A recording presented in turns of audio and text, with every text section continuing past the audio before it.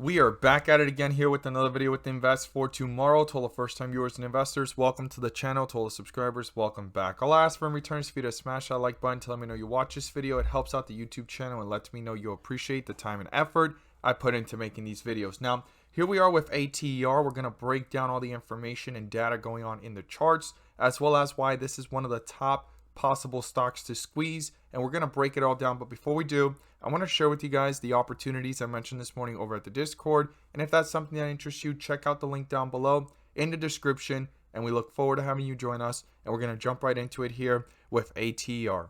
So the opportunities I mentioned this morning turned out to give realistic expectations. It's the first day in the whole entire month of September that we do not find a home run, but one of our stocks turned out to nearly reach a home run opportunity and missed it by just a few percentage points. But even though the S&P 500 index continues to be in the red and struggles to get back up to all-time highs, I will continue to look for opportunities daily, and you can become part of this as well. Check out the link down below in the description to the Discord, and by joining, you'll become part of a growing community of investors, all looking to learn and grow together. So the stocks I mentioned this morning were DBGI, SNOA, and then we have here ALF. Now, DBGI, it pulled back, and with patience, it gave a jump of about 10 to 15% as well.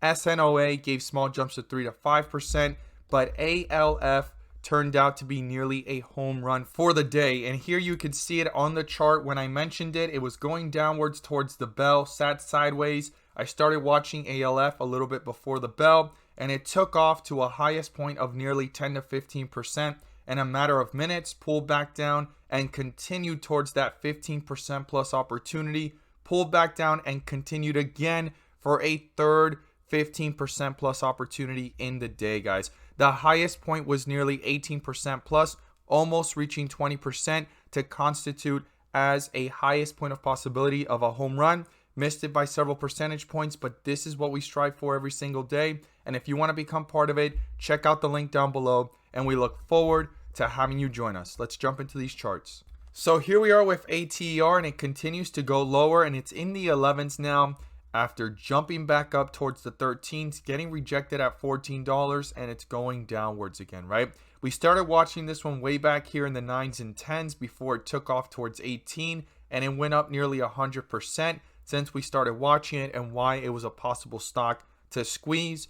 Started pulling downwards after the news that came out due to the fact that they're paying down their debt, and they paid in shares. They did not dilute the amount of shares, but they paid in shares to that debt recipient. So basically ATR gave that possession, right, of shares and count of paying off their debt to someone that they can just unload whenever they feel like it, or actually hold until they feel like unloading it. So there's two ways this can play out. They're unloading it right now as we see it and as we speak, giving that leverage to the shorts and the bears to bring it even further down.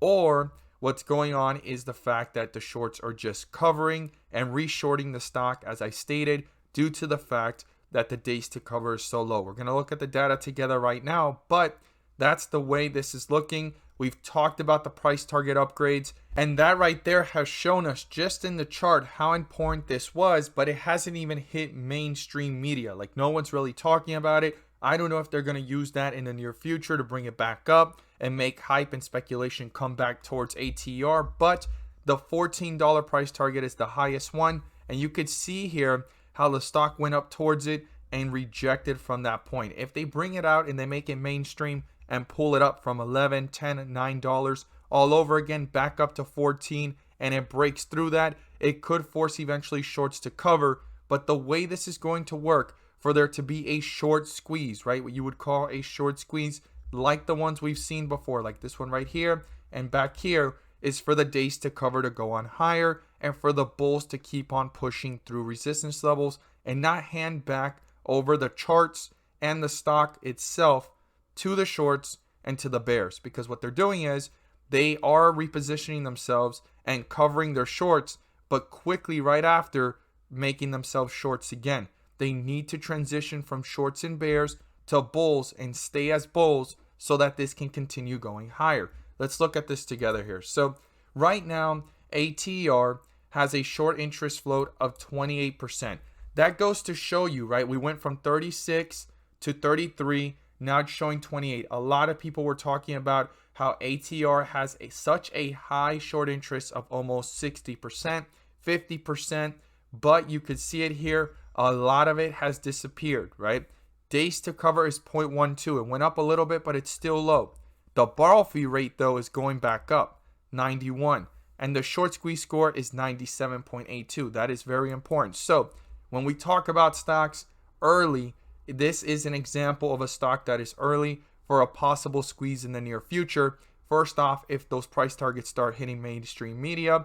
Second, if the days to cover keeps on going higher, the borrow fee rate keeps on going higher, and this stays above 20%, which is still pretty high short interest, and it could force shorts to eventually cover and get trapped in the sense that they can't just, because the days to cover is higher, just jump into being shorts, going into bulls, and then reshorting at that level. And this is key example here, because yesterday the availability was way more than 10,000, right? And this is the last update in the last minute, and that goes to show you how they are throwing their shares back out into the market of short shares, and then they go ahead and reposition themselves again. And when you look here at the percentages, this is the perfect example of how shorts are taking advantage of the days to cover to go ahead and cover, but then they re-short it at that new level. And that's how you could see the behavior in the chart that, it bounces up, pulls itself back down, bounces back up, and then it's just pulling down because they're shorting it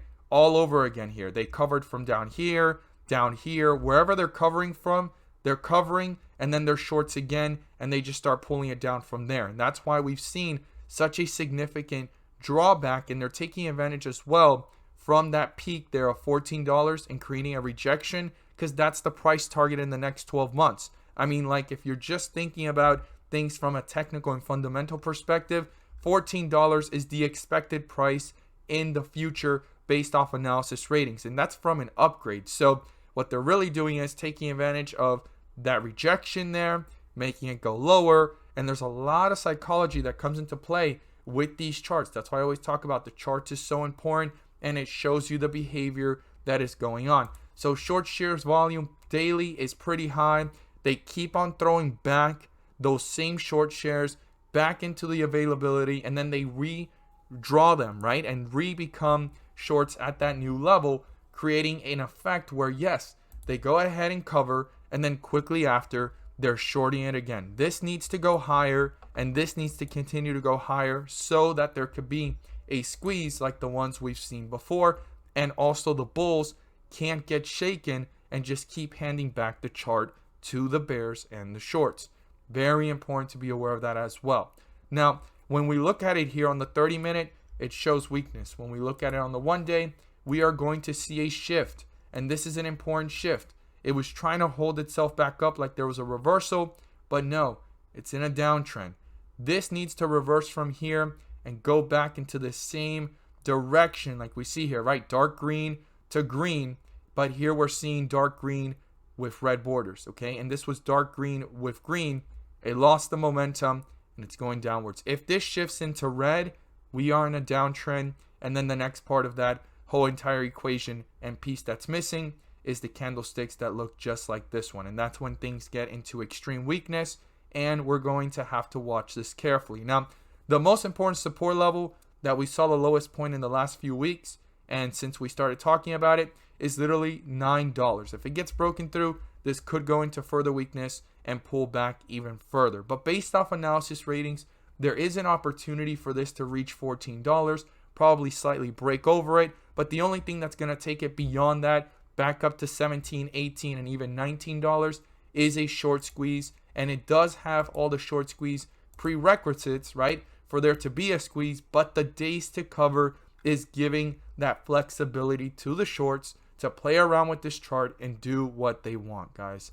As always, I look forward to seeing your thoughts down below. Thank you guys so much for watching, and let's make some money.